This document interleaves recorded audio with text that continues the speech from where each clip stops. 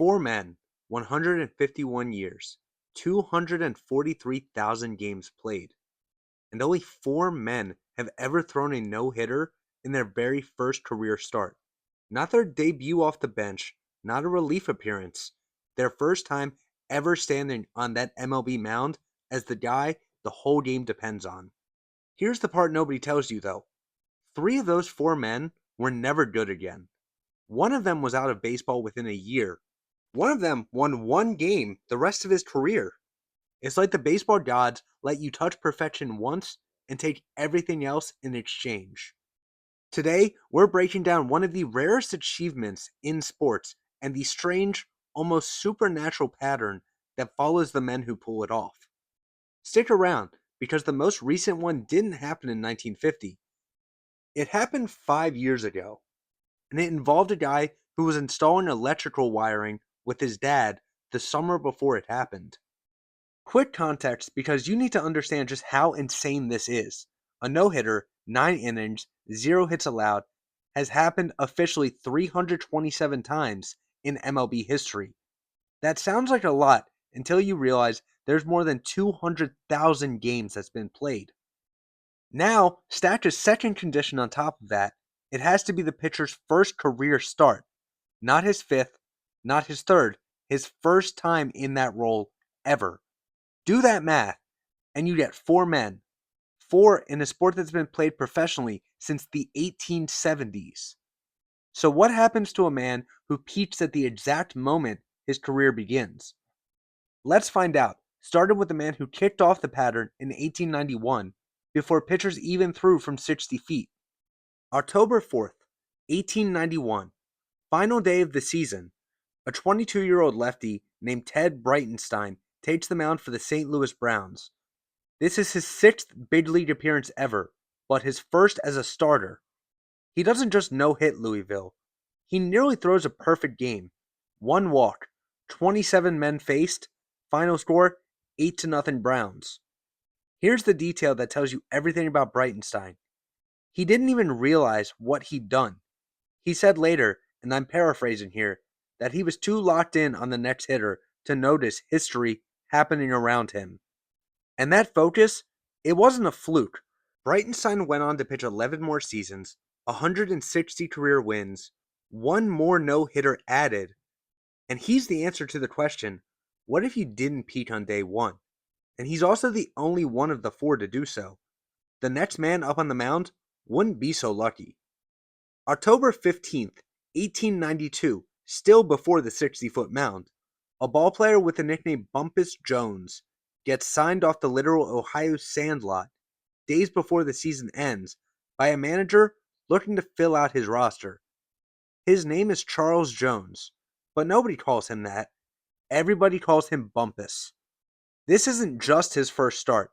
It's his major league debut, period, and he's the only one of these four to do so. He's never faced big league hitters in his life, and in his very first game, his very first, he no-hits Pittsburgh 7-1 in a Reds victory. Cinderella story, right? But here's the twist. The very next season, Major League Baseball moves the pitching rubber back the exact distance pitchers still throw from today, and Bumpus Jones just could not adjust. His ERA the following year, a 10.19. This is not a typo. 10.19. He wins one game, the rest of his career, and by July of 1893, he's out of the major leagues forever, never to return. He touched perfection on day one and was out of the sport within a year. That's the curse in its purest form, but it only gets weirder. Fast forward 60 years, May 6th, 1953. Meet Alva Bobo Holloman, and I need you to understand, Bobo was a character. He'd been kicking around the minor leagues since 1946, finally gets his shot with the St. Louis Browns. But here's the thing, he wasn't a starter. He was stuck in the bullpen, and in his first 4 relief appearances, they were ugly, almost a 9 ERA. So Bobo does something almost nobody does. He pesters his manager, relentlessly, over and over, demanding your chance to start. And on a rainy night, in front of barely 2,000 fans, his manager finally caves just to shut him up. Then, Bobo Holloman no-hits the Philadelphia Athletics, 6-0. He even gets 2 hits himself and drives in 3 runs, the only 2 hits of his entire career. His manager's quote afterwards says it all. He proved to me that he's just about as good as he thinks he is. Except, he wasn't. That no-hitter was the only complete game Holloman ever threw in his major league career. He finishes the year 3-7.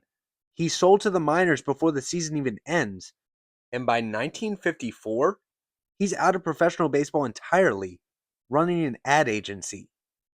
3 men, 2 wildly different eras, and 2 of them almost evaporate instantly. And for 68 years, nobody else even attempts to break into this club. Then, in the summer of 2021, an unemployed pitcher working as an electrician decides to throw a few bullpens in his backyard, just to stay ready, just in case.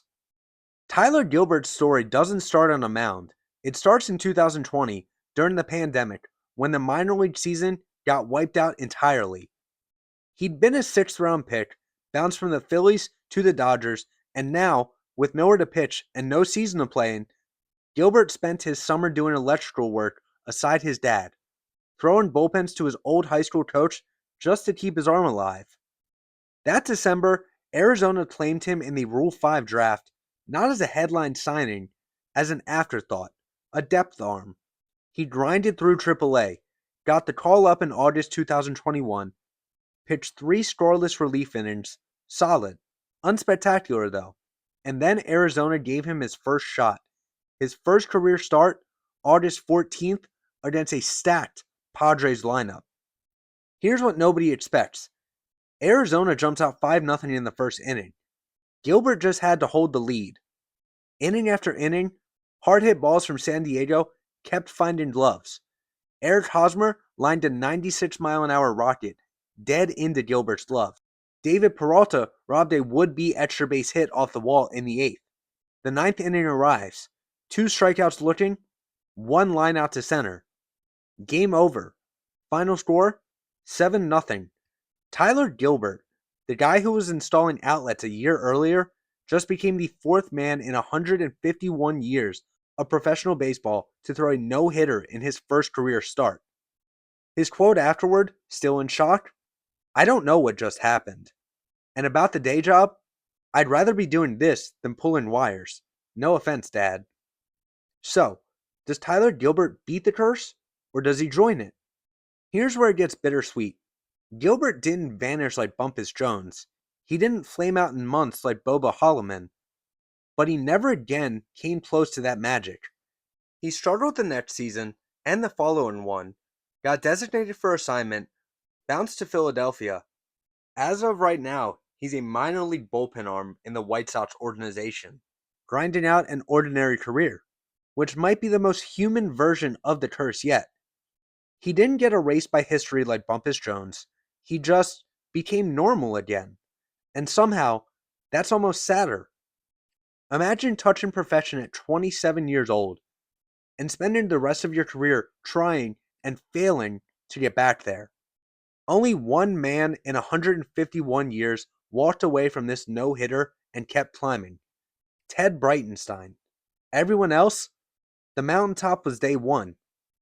4 men, 1 impossible night each, and a pattern that's followed baseball for a century and a half. If you want more of baseball's strangest records and rarest moments, let me know down in the comment section.